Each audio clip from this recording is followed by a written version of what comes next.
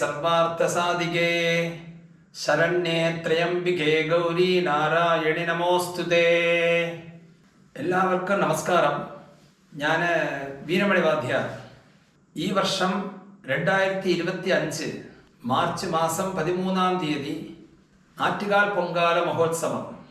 ആറ്റുകാൽ പൊങ്കാല എന്താണ് അത് വിശേഷിപ്പിക്കുന്നത് എന്ന് ചുരുക്കമായിട്ട് ചില വിഷയങ്ങൾ പറയാൻ ആഗ്രഹിക്കുന്നു. ആറ്റുകാൽ ദേവി പൊങ്കാല മഹോത്സവം എന്താണ് ഉദ്ദേശിക്കുന്നതെന്നാൽ, പൊങ്കാല ദേവിക്ക് വളരെ വിശേഷപ്പെട്ട ഒരു വഴിപാടാണ്. വിശേഷപ്പെട്ട വഴിപാട് എന്ന് ഉദ്ദേശിക്കുന്നത്, കിള്ളിയാറ്റിൻ്റെ കരയിൽ ദേവി അവിടെ തന്നെ വന്നിരുന്നു, അവിടെ തന്നെ പ്രതിഷ്ഠയായി എന്നുള്ളതാണ് സങ്കല്പം. അപ്പോൾ ഈ എല്ലാ ജനങ്ങളും തൊഴുതാലും മതി വരില്ല എന്നുള്ളതാണ് അവിടെ ഉദ്ദേശിക്കുന്നത്. ദേവി അത്രത്തോളം പ്രസാദിപ്പിക്കുന്നു, അത്രത്തോളം ദേവി പ്രസാദിക്കുന്നു എന്നുള്ളതാണ്. അപ്പോൾ എല്ലാവരും, വരുന്ന ഭക്തജനങ്ങളെല്ലാവരും തൊഴുതാലും കൊതിതീരാ മനസ്സുമായി എല്ലാ വർഷവും വരുന്നു.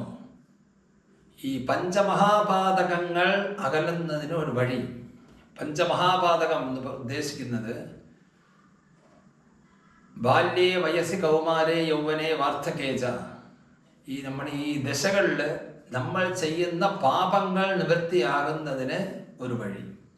അതുപോലെ തന്നെ ഒരു പരിപൂർണമായ കൃപാകടാക്ഷം, ആദിശക്തിയായി പ്രണവബീജങ്ങളിൽ നിന്നും ഉദ്ഭവിച്ചതാണ് ദേവി എന്നുള്ള സങ്കല്പം.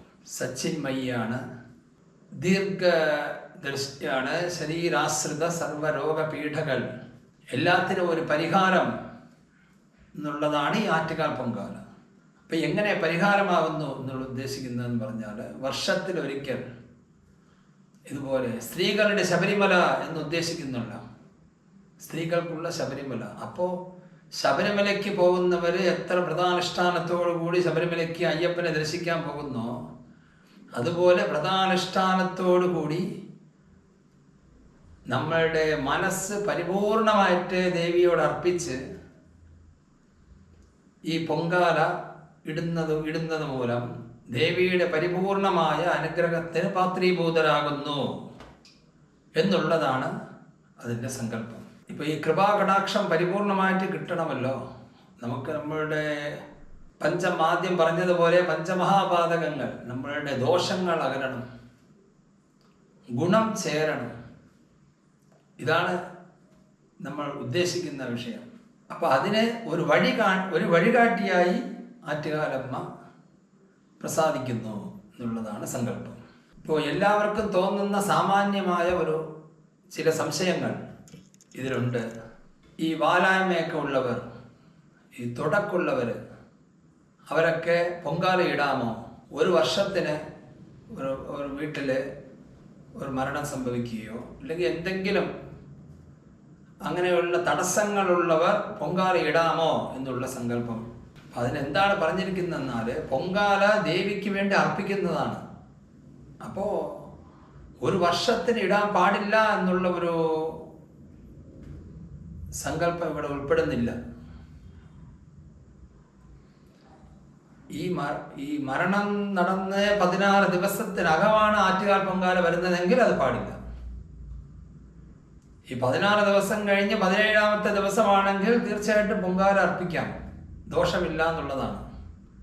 പരിപൂർണമായ ശുദ്ധി ഏർപ്പെട്ടു. ഇത് നമ്മൾ നൈവേദ്യം, ചില വിഷയങ്ങൾ പാടില്ല എന്നുള്ള വിഷയങ്ങളുണ്ട്. ഇത് നമുക്ക് അർപ്പിക്കാവുന്നതാണ് എന്നുള്ളത് ദൈവസങ്കല്പമാണ്. തെറ്റില്ല, അർപ്പിക്കാം.